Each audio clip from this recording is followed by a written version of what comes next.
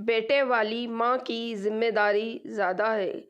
Office से वापस आते ही रवि सीधे बेटे रोहन के कमरे में चले गए और गुस्से से चिल्लाए, यहाँ आकर अपने लाडले की करतूत सुन लो।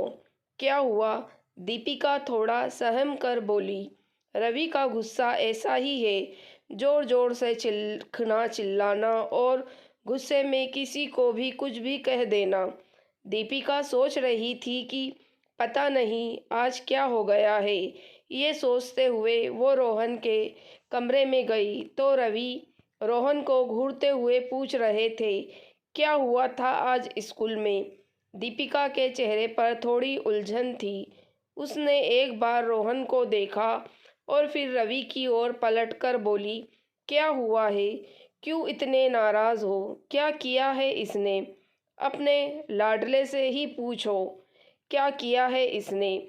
आज इसके स्कूल से फ़ोन आया था कि इसने किसी लड़के के साथ मारपीट की है, इसीलिए इसे 2 हफ्ते के लिए स्कूल से निलंबित कर दिया गया है। कल हम दोनों को स्कूल बुलाया है उस लड़के के अभिभावकों से बात करने के लिए। ये सुनकर दीपिका हैरान रह गई, क्योंकि रोहन बहुत ही शांत स्वभाव का बच्चा था और किसी को भी मारना पीटना उसके स्वभाव में नहीं था। वो दोनों रोहन का मुंह देख रहे थे कि वो अपनी सफाई में कुछ कहेगा, पर रोहन तो सिर झुकाकर एकदम चुप बैठा था। रवि का पारा फिर चढ़ने लगा और वो दीपिका की ओर देखकर बोले, तुम ही पूछो इससे क्या हुआ है? मुझे तो कोई कुछ बताएगा नहीं, दुश्मन हूं ना मैं इसका।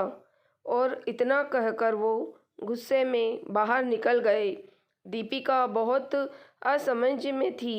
एक तो उसे ये समझ नहीं आ रहा था कि रोहन ने क्या किया है, दूसरा रवि का व्यवहार उसे और परेशान कर रहा था।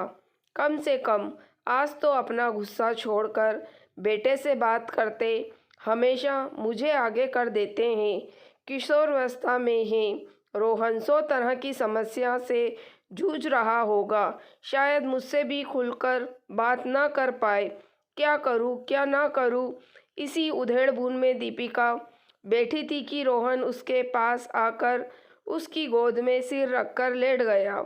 दीपिका ने प्यार से उसके सिर पर हाथ फेरा तो उसने महसूस किया कि रोहन अपने आंसू रोकने की कोशिश कर रहा था और इस कोशिश में उसका पूरा शरीर कांप रहा था।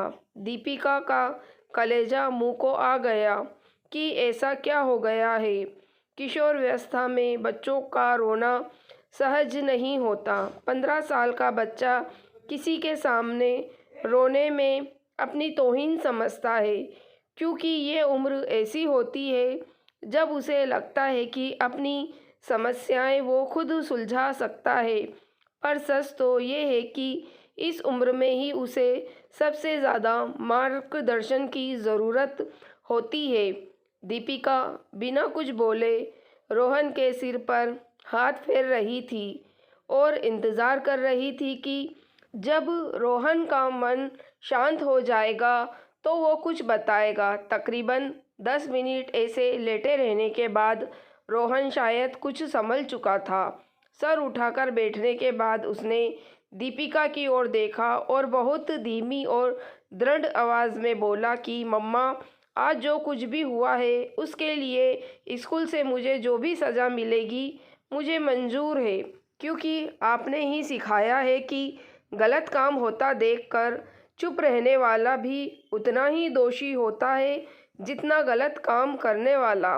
ये कहकर उसने एकदम नपे-तुले शब्दों में दीपिका को बताया कि आज स्कूल में स्पोर्ट परेड्स ख़त्म होने पर मेरी दोस्त आकांक्षा कपड़े बदलने गई तो सुदीप ने, जो कि पहले भी आकांक्षा को परेशान करता रहता है, खिड़की के झरोखे से उसकी वीडियो बनाने की कोशिश की। मैंने और मेरे दोस्तों ने उसे पकड़ लिया और उसका फ़ोन छीनकर हमने वो वीडियो डिलीट कर दी। इसी छीना झपटी में सुदीप के चोट लग गई। हमने इस बारे में किसी से शिकायत नहीं की क्योंकि आकांक्षा ने हमसे वादा लिया था कि इन सब के बीच उसका नाम ना आए, नहीं तो उसे ही स्पोर्ट्स से अपना नाम वापस लेना पड़ेगा, क्योंकि लड़कियों की गलती निकालना बहुत आसान होता है। लेकिन सुदीप ने हमारी शिकायत कर दी क्योंकि वीडियो तो डिलीट हो चुका है और हमारे पास कोई सबूत नहीं है। अपनी बात कहकर रोहन अपने कमरे में चला गया और दीपिका ने नज़र उठाकर देखा तो उनके पास खड़े रवि सारी बात सुन रहे थे। जब तक उनको भी ये बात समझ आ चुकी थी कि रोहन और उसके दोस्तों की कोई गलती नहीं थी, उन्होंने दीपिका का हाथ अपने हाथों में लिया और बोले, चिंता मत करो, कुछ नहीं होगा रोहन को। कल मैं बात करूँगा प्रिंसिपल से। जैसे तैसे रात बीती और अगले दिन प्रिंसिपल के ऑफिस में सारे बच्चों के और उनके अभिभावक भी खड़े थे। दीपिका ये देखकर हैरान थी कि सुदीप के माँ बाप की त्योरी ऐसे चढ़ी हुई थी मानो रोहन और उसके दोस्तों ने पता नहीं कितना बड़ा जुर्म कर दिया हो। उन्हें यह एहसास ही नहीं था कि उनका बेटा कितने गलत रास्ते पर जा रहा है।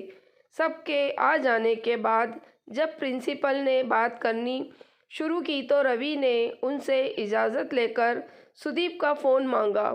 पहले तो सुदीप ने ये ही झूठ बोल दिया कि वो स्कूल में फ़ोन लेकर नहीं आता, पर उसके बैग की तलाशी में फ़ोन उसके पास निकला।